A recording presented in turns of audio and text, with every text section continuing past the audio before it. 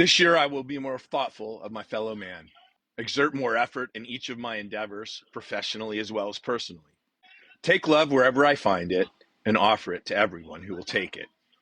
In this coming year, I will seek knowledge from those wiser than me and try to teach those who wish to learn from me. I love being alive, and I will be the best man I possibly can. Duane Allman wrote those words January 1st, 1969. He was 22 years old. He was in Muscle Shoals, Alabama, where he had signed a contract or was about to sign a contract with Rick Hall. The previous November, he had really broken through with his blistering solo on Hey Jude. That gave Duane the opportunity to start the Allman Brothers Band. This is Duane at Atlantic Studios in New York City, January 1969. This is a little bit after when Duane wrote that piece. He's on the precipice of ultimate stardom.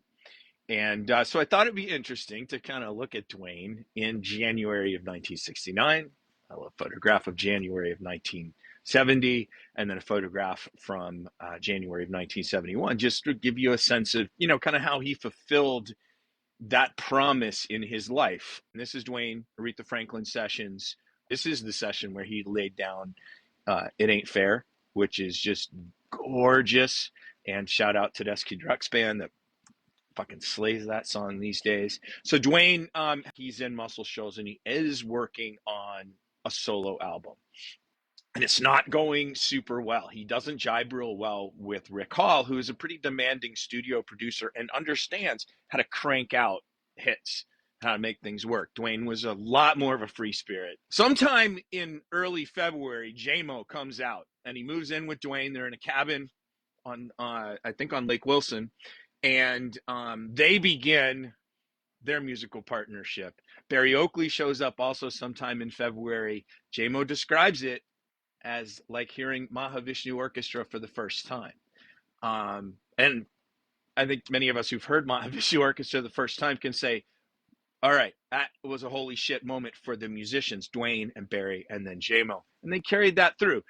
Duane leaves Muscle Shoals with J-Mo in tow and goes to Jacksonville sometime in late February, early March. And that's when they formed the Allman Brothers Band at the Gray House there in Jacksonville. Duane had a contract with Phil Walden out of Macon, Georgia. They relocate to Macon, Georgia, and they go on the road relentlessly for the next 2.5 years to break their album at Fillmore East. This is January 26th, 1971. This is at the University of California, Riverside. That last photograph, Stephen Paley, who took a ton of great shots in the era and of the Allman Brothers in that era. This is a guy named Bruce Henderson, I think, who was a student at the University of California, Riverside. Critic Joel Selvin, who's written a ton of books, covered this show really extensively in the student newspaper. Fantastic source for me, reference source for me for Play All Night. But this is the Allman Brothers in January of 1970. They're on their first trip west. Play some shows mid-January, B.B. King at Fillmore West, and then making their way down to, eventually they play the Whiskey in L.A., and they play this free show at the Commons, if you will, in Riverside, California. So much about this photograph that I dearly love. I love, if you can see it, you'll see Barry's kind of marching toward Dickie, who's, leaning back, and you'd say he's hitting a note, right? Duane is leaning in, concentrating on his piece. Anytime I see photos of this era, I look closely at what the band members are doing, how they're interacting, because the music sounds like they're paying a lot of attention to each other or to their craft, and the photographs certainly reflect that. Just quick note on this photograph. Bruce took a lot of pictures from the opposite vantage point where you could see the full lawn, and this looks like it's just a jam or something. They're just setting up, hanging out. There's several hundred people there in the audience as they're playing. This is a pretty epic event for the students. Several guys got up on stage and got to play with the Allman Brothers. They just had a real blast. University of California, Riverside. And then on the way home, that's the photographs that they took at the Grand Canyon. If anybody's seen those, I've talked about those a lot before around here. January 1971 found them at Fillmore West again. This is a Jim Marshall photograph. Phenomenal shot. of the Allman Brothers at Fillmore West in late January 1971. I want to say it's 28, 29, 30, 31. One of the shows I think was at Winterland instead of at Fillmore West. These were tune-up shows for recording at Fillmore East. They had booked to record at Fillmore East in March of 1971. Anything that they played that spring was a direct rehearsal for those shows, for that recording that they were doing. So they go to Fillmore West. They have 4 shows. These things have been released. They're really great. They sound fantastic. And the coolest thing to me is the guy who wrote Play All Night, Duane Allman and the Journey to Fillmore East. There's my plug for myself. Hearing how the songs change and how they develop. The band was really pushing hard by January 71. They had at that point been on the road just about 2 years, just shy of 2 years, 200, 250 gigs a year, 300 days. They were road hardened, and they were a tight band. And so the Allman Brothers, they were ready when they got to Fillmore East to record those shows. And, the thing that I will point out to you that I think about every time I listen to that record is that is an entire record done on the first take, where the stakes were as high as they could possibly be. For them, the most important audience in rock, or the most important stage in rock at the time, on Bill Graham's Fillmore East stage. And they nailed it.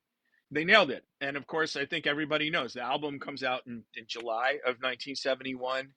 By October 29th, Duane is 24 years old. Duane's dead. And all of the success that he had worked for with this band, all of the success they had all worked for collectively, he missed out on all of it.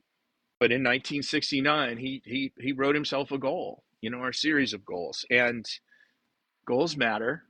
Goals don't mean you're going to achieve exactly what you want, exactly how you think they're going to go. But you set a point in the horizon and say, I'm going to work toward that. Duane did that. And I think that's pretty impressive, especially writing these words as a 22-year-old man. There's some thoughts for you. It is January 1, 2026.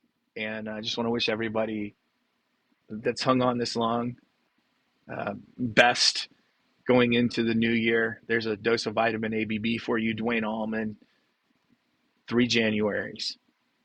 Vitamin ABB, Duane Allman. Trust me, I'm a doctor. Bonus cut, y'all. Here is a short of Duane from those studio sessions in Muscle Shoals, January-ish, 1969. This is Dimples. Full cut is on the YouTube. Long live the Allman Brothers Band.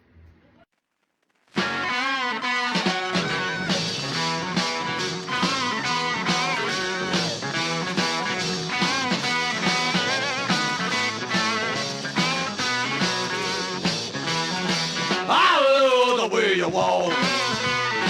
I love the way you talk. I love the way you walk. You're my baby, got my eyes on you. I see you every day. I see you every day. I see you every day. You're my baby.